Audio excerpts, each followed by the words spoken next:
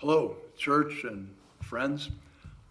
Today I'd like to add a little more to the forward-looking emphasis that I introduced yesterday.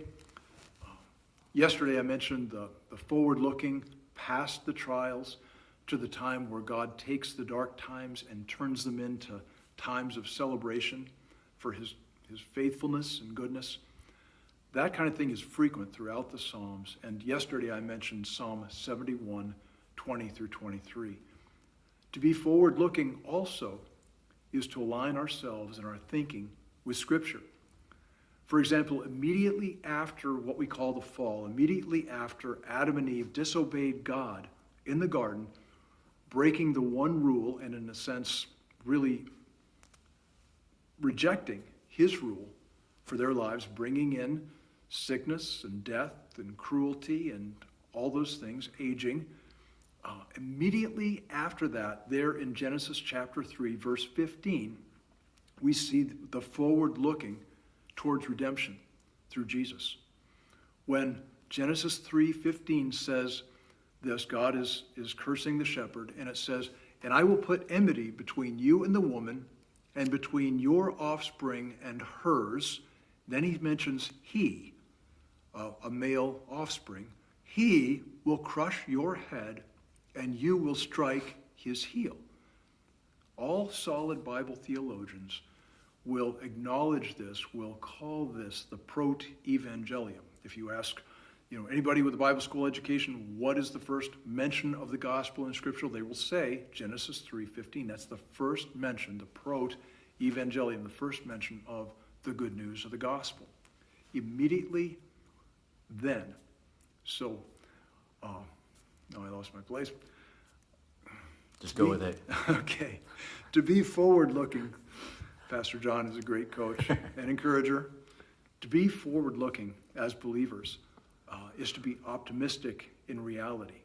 Not just optimistic because we're escaping from reality.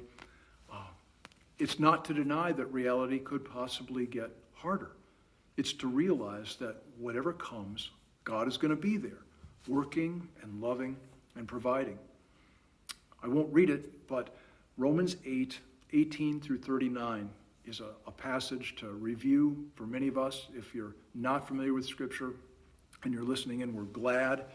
Romans 8:18 through 39 is a whole long section that I urge you to look up and see or review today. And basically it's saying, nothing is going to separate us from God's love. He's going to be there working. He's going to be there providing. He's going to be there loving. That's Romans 8:18 through 39. To be forward-looking is, like my son said in a sermon quite a ways back when I was on sabbatical and he preached here. He talked about looking forward to Christmas as a child, and because of looking forward to Christmas, having more patience with his sibling, his sister. And to be forward-looking for us is to look forward and to be more able to love those around us God's way. In 1 John 4, the whole chapter there, actually all of 1 John is about this, but 1 John 4 talks about looking forward and loving one another, not just in words, but in deeds and actions and truth. Finally then, to be forward-looking for us is to be purifying ourselves, to be looking at what's coming and considering that and preparing ourselves to really be pleasing to the Lord and pure. 1 John 3:2 and 3 reads, "Dear friends, now we are children of God, and what we will be has not yet been made known, but we know that when he appears, we shall be like him, for we shall see him as he is. Everyone who has this hope," meaning this confidence, "in him purifies himself just as he is pure."